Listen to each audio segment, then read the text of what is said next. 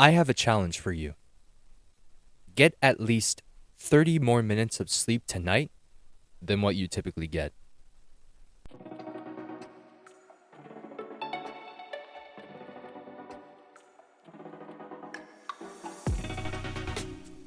Hello, everybody, and welcome to Speaking Life, the podcast where I talk about things that I like and inspire me to become the best version of myself each and every day.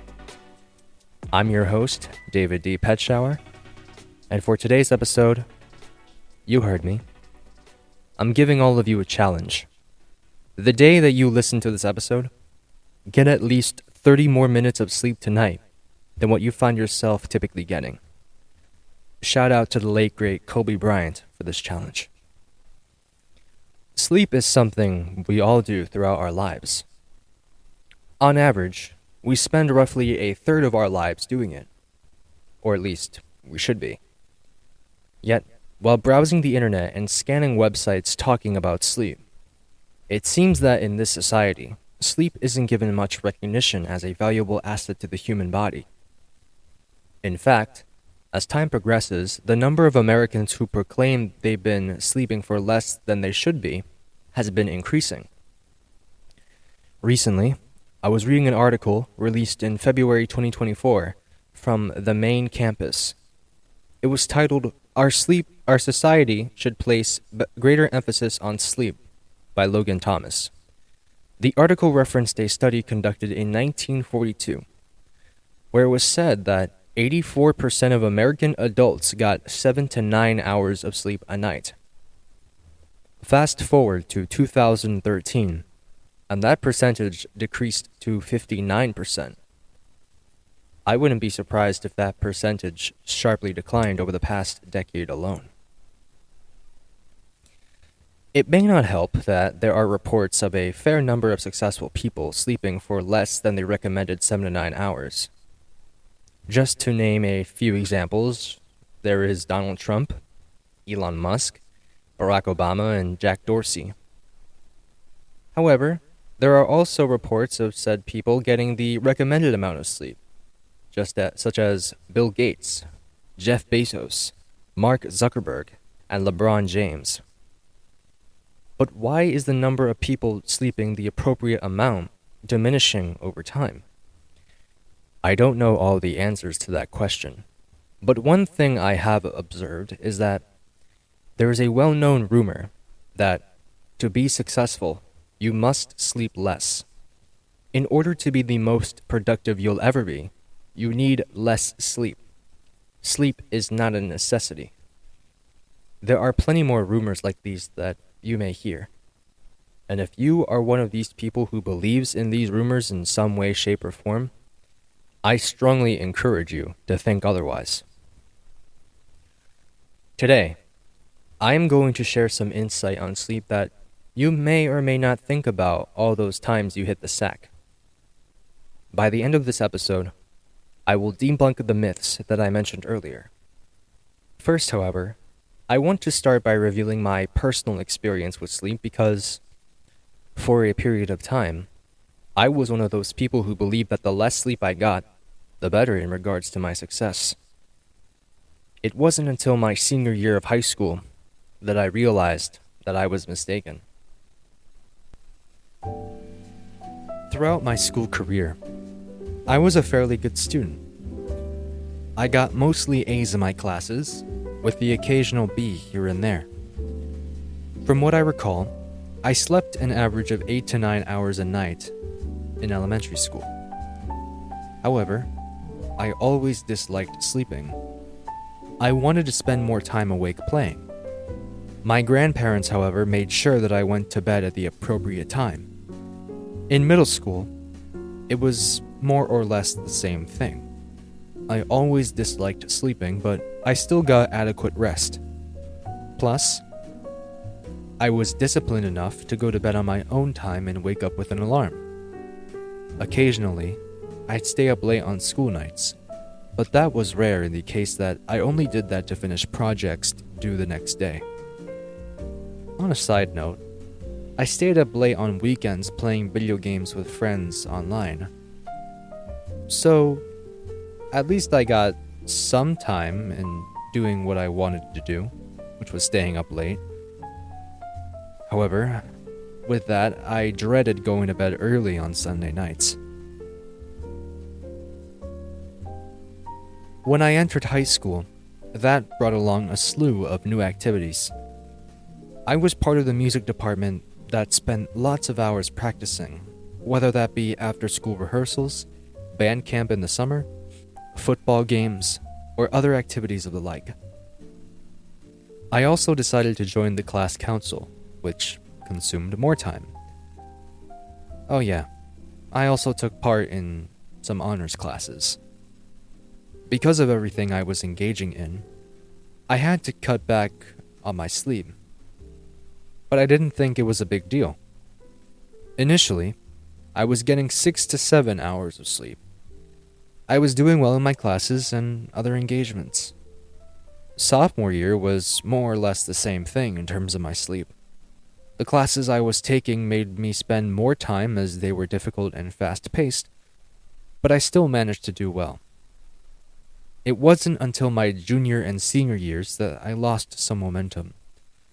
Some of the classes that I took during this time required a lot of reading and homework that would have taken hours to complete for me. Then, midway through my junior year of high school, I decided to join the pit band for the music department's annual musical. Now, don't get me wrong, I enjoyed myself, but I had to endure an endless number of hours rehearsing and later performing. Of course, this made me sacrifice time that I could have spent focusing on my classes. When I returned home from rehearsals or performances, it would typically be 8, 9, or even 10 o'clock at night. And more often than not, I still had to do homework for my classes. I endured the exact same thing in my senior year of high school. I could have dropped out of my classes or the pit band, but I was stubborn. I wanted to make everything work. I think you can see where this is going. In order to get everything under control, I decided to sacrifice sleep. But I wasn't sacrificing sleep once in a blue moon. No, I was sacrificing sleep every night. To be exact, I was getting 1 to 3 hours of sleep a night. That is, if I was lucky to get any sleep at all. In a short period of time, I started feeling the effects. My days became much harder to get through. It was difficult for me to stay awake in my classes. My body felt lethargic. I felt disgusting. I felt like I had no sense of control whatsoever in my life. When I arrived home, I fell asleep very quickly when I sat on my bed.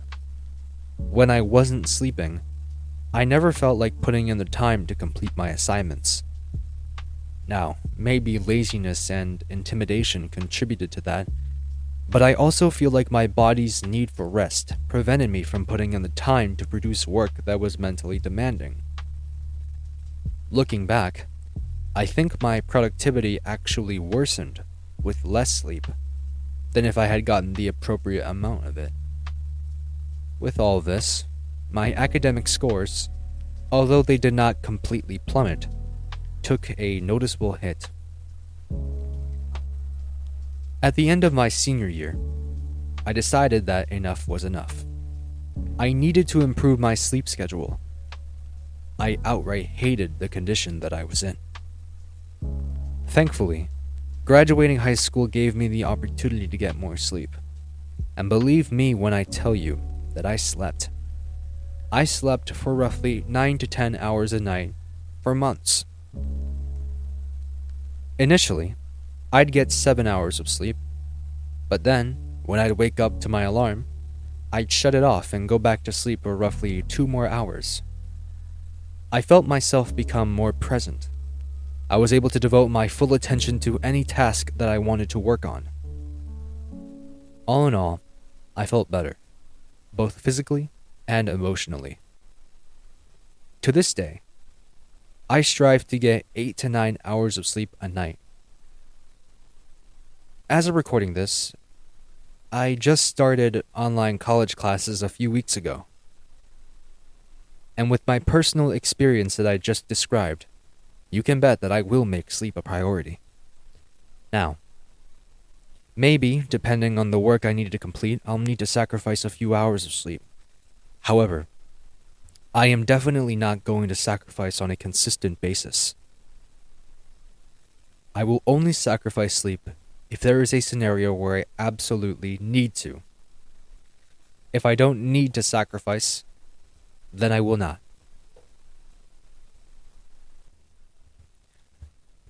I am not the only person who has undergone something like this. A few months ago, I finished reading a book titled Essentialism: The Disciplined Pursuit of Less by Greg McKeown. Perhaps I butchered that last name. That book might get its own episode down the line. It's one of my top 5, maybe even top 3 greatest books that I've ever read so far. But I digress. The reason I am bringing this book up is because it places great emphasis on the importance of sleep in one particular chapter. The chapter begins with the story of a man named Geoff. Geoff was a man who was described as, and I quote, fiercely ambitious, driven, and committed to making a contribution to the world. Geoff was involved in multiple endeavors. He was on the board of the non-profit organization Kiva, CEO of a global microcredit organization, and co-founded an impact investment fund that proved to be successful. With everything Geoff was a part of, he needed to travel extensively. He had offices in numerous places around the world, such as San Francisco, India, and Kenya. Geoff would have meetings in London. Then he'd need to travel to India to check on a few cities for a few days. After that, he'd head off to Geneva, Switzerland, for more meetings before heading to Seattle for only a day. This non-stop traveling lifestyle lasted 3 years for Geoff. On average, this man was getting around 5 hours of sleep a night. Then, when Geoff was 36 years old, very scary things started happening to him. Initially, Geoff would experience symptoms of anxiety attacks at night, just without the anxiety part. Then, his organs started shutting down. His heart rate was inconsistent. His blood pressure was dangerously low. It hurt to just stand up straight. Geoff couldn't even digest his food properly, resorting to blending his meals. With a condition like that, it is no surprise to hear that Geoff couldn't keep up with the course of work that contributed to his state. For example, Geoff couldn't attend meetings. If he had to give a speech, it would be an absolute train wreck. Ultimately, Geoff was given 2 choices by his doctor after a clear diagnosis: take medications for the rest of his life, or disengage in all of his activities for 1 to 2 years in order to recover. Geoff chose the latter. Initially, he thought that he'd only need a few months to recover. Then, Geoff completely crashed, sleeping 14 hours a night while resting the rest of the day. Some days, Geoff wouldn't get out of bed at all. He later admitted to his doctor that the recovery process would take much longer than a few months. All the stress that Geoff had in his life, he eliminated. He resigned from boards, as well as leaving his company, in order to devote his life to recovery. It was a hard choice to make, but it was one that benefited Geoff's life all around. Okay, I just shared 2 stories of 2 people who underwent a time period that featured a lack of sleep disrupting their daily lives. Both stories arrived at a similar conclusion, in the sense that both people learned the importance of sleep the hard way, making the necessary adjustments to better their lives. But I am not done there. To reinforce my thoughts regarding sleep, I went ahead and did some light research about it. In short, the results I found were very eye-opening. Now, every aspect of sleep hasn't been completely uncovered. There is still a lot that we've yet to know about this process. With that being said, I think it is still worth noting some of what has been mentioned, both what is true and what is speculated. The first thing I would like to mention is that there appears to be a direct correlation between sleep and your mental health. It makes perfect sense. Along with feeling tired, I remember typically feeling upset after a night without optimal sleep. I bet anybody listening can understand what I'm saying if you have slept one night for way less than you should have. According to what I've read, it is speculated that disrupted sleep can increase chances of anxiety or depression. In fact, a loss of sleep can increase your health risks. A lack of sleep tends to be associated with obesity, diabetes, glucose intolerance, and cardiovascular diseases. Very scary stuff. One part of the body that sleep is said to affect is your immune system. As you may know, the immune system is a very important part of the body. It combats any germs or illnesses you may have, so you can recover and get back to your best self. According to what I have read, a lack of sleep can increase your susceptibility to illnesses because your immune system can weaken. The website Yale Medicine briefly mentions a study conducted where one group of participants slept for 3 to 4 hours a night for about a week. For the same period of time, there was another group that slept for the recommended amount. Within that time frame, both groups received a vaccination. Afterwards, they underwent antibody titers, which are basically ways to check how strong the body is to combat illnesses. What was discovered was that the group that was sleep deprived had a weaker defense than the group that slept the recommended amount. One aspect of the mind that researchers are looking into that may be related to sleep is something called synaptic plasticity. If you've never heard that term before, then let me explain what it is. See, your brain is constantly changing in response to new information. That information arrives in various forms, such as learning in a classroom, arriving at a place where you've never been before, or breaking your arm. When the brain receives the information, it changes and adapts to it. This ability is called plasticity. When the brain undergoes plasticity, a deeper look shows that synapses in the brain alter. Synapses serve as bridges between neurons that send messages to one another. Neurons are nerve cells that send messages to the rest of the body about what it needs to do. Neurons communicating is the main reason we can perform functions like walking, talking, thinking, and even breathing. Fun fact, there are about 100 billion neurons in the brain, with over 100 trillion synaptic connections. Synaptic plasticity is a phrase used to describe how synapses change. According to an article on the Scientific American website by Christopher Wanjek and the science website Live Science, researchers found that sleeping makes the brain shrink. Upon hearing that, you may think that that is a bad thing. However, what happens is that synapses in the brain shrink by about 20%. This allows the synapses to rest for the next day, with what is dubbed synaptic homeostasis. During the day, synapses constantly transfer new information, strengthening with new experiences.